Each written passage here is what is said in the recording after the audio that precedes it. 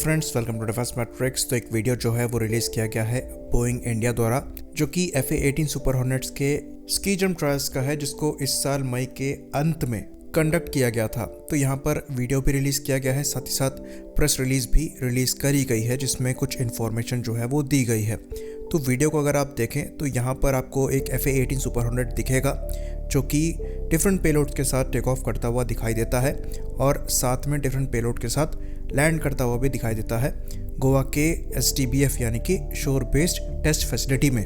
तो यहाँ पर 2 FA-18E single seat variant involve थे, जो कि बोइंग ने US नेवी से बोरो किए थे। तो जो पहला सुपर हॉर्नेट था ये बिलोंग करता था VFA-25 स्क्वाड्रन को, जिसको फिस्ट ऑफ द फ्लीट कहा जाता है, और जो दूसरा FA-18 है वो बिलोंग करता था VFA-106 ग्लैडिएटर्स को।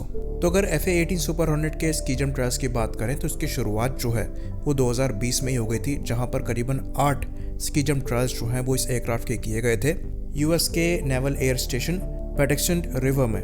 तो इंडिया में ट्रायल्स के दौरान कुछ फोटोज़ और वीडियोज़ जो निकलकर सामने आए हैं, उसमें जो पेलोड दिख रहा है उसको हम यहाँ पर डिस्कस कर लेते हैं। तो ये जो पहली फोटो आपको दिखाई दे रही है, ये सुपर हॉर्नेट बिलोंग करता है VFA-25 fist of the fleet squadron को, और यहाँ पर आपको यानी कि 4 Mark 82 बॉम्ब दिखाई दे रहे हैं, 2 BVR के लिए AMRAAMs हैं और 2 AIM-9 साइडविंडर्स दिखाई दे रही हैं विंग टिप पर। बाकी बेली में एक 1800 लीटर्स का ड्रॉप टैंक यहाँ पर दिखाई दे रहा है। तो टोटल जो वजन है पेलोड का वो यहाँ पर 3.2 टन्स का बनता है, अगर हम ये मान के चलते हैं कि जो ड्रॉप टैंक है वो पूरी तरीके से भरा है। तो ये जो नंबर हम आपको बता रहे हैं ये अप्रॉक्सीमेट नंबर है, क्योंकि जो ड्रॉप टैंक है उसकी कैपेसिटी है 1800 लीटर्स की, जो कि किलोग्राम में रफली 1200 किलोग्राम्स के आसपास का बनता है। पर हम ड्रॉप टैंक के वेट को कैलकुलेट करके ऑलमोस्ट 1800 लेकर चल रहे हैं, ये इससे कम भी हो सकता है। बाकी जो दूसरे FA-18 सुपर हॉर्नेट की फ़ोटो है, जो कि VFA-106 ग्लैडिएटर्स को बिलोंग करता है, वो भी सेम पेलोड के साथ यहाँ पर दिखाई दे रहा है। तो ये 2 फोटोज़ जो आपको दिखाई दे रही हैं ये एक्चुअली गोवा की नहीं है, ये फ़ोटोज़ पुर्तगाल की हैं, और ये तब की फ़ोटो है जब ये एयरक्राफ्ट जो है वो गोवा की तरफ आ रहे थे पुर्तगाल होते हुए।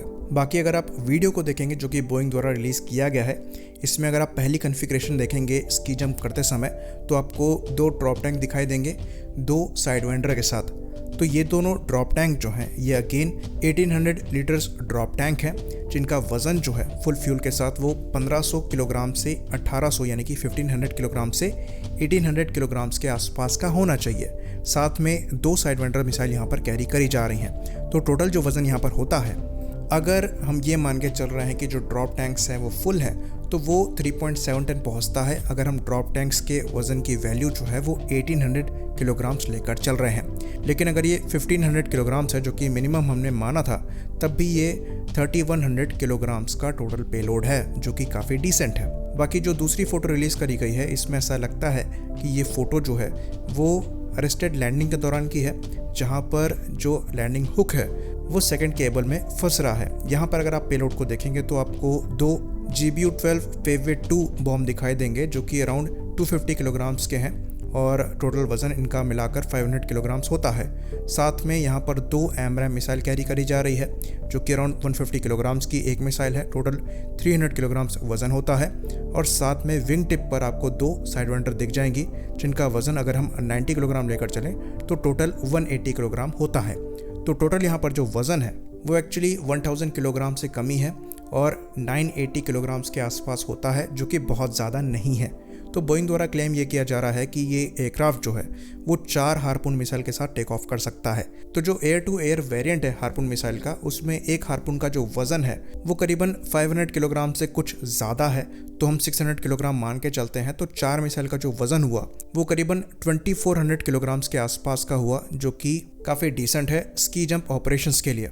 लेकिन अभी हमने देखा कि ये जो एयरक्राफ्ट है ये पूरे 2 ड्रॉप टैंक के साथ टेक ऑफ कर रहा है, जो कि 1800 लीटर के ड्रॉप टैंक है, और उनका वज़न हमने करीबन 1500 से 1800 किलोग्राम के बीच का माना था, जो कि इसको 3 टन के पेलोड के ऊपर वैसे ही ले जाता है अगर ड्रॉप टैंक फुल थे। तो ये चीज़ ज़रूर हाईलाइट करने वाली है कि इस वीडियो के हिसाब से ये 3 टन के ऊपर वेट तभी कैरी कर रहे हैं अगर ड्रॉप टैंक यहाँ पर फुल है।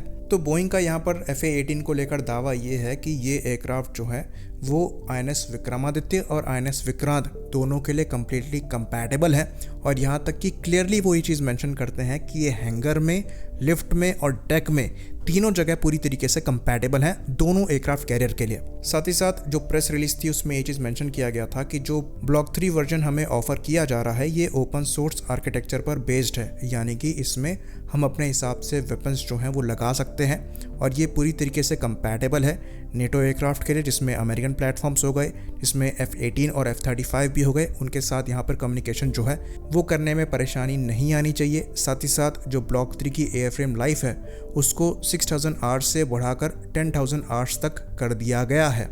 तो काफ़ी इम्प्रेसिव मार्केटिंग भी चल रही है और ये काफ़ी इम्प्रेसिव एयरक्राफ्ट भी है, पर इस पर इंडियन नेवी का फैसला क्या होता है ये आने वाले समय में ही पता लगेगा। और जहाँ तक चांसेस नज़र आ रहे हैं ऐसा लगता है कि इसका जो रिज़ल्ट है वो इस साल के अंत से पहले आ सकता है। आई होप यहाँ पर इन्फॉर्मेशन क्लियर हो। इसी बात पर हम इस वीडियो को ख़त्म करेंगे। लाइक करिए, सब्सक्राइब करिए। जय हिंद।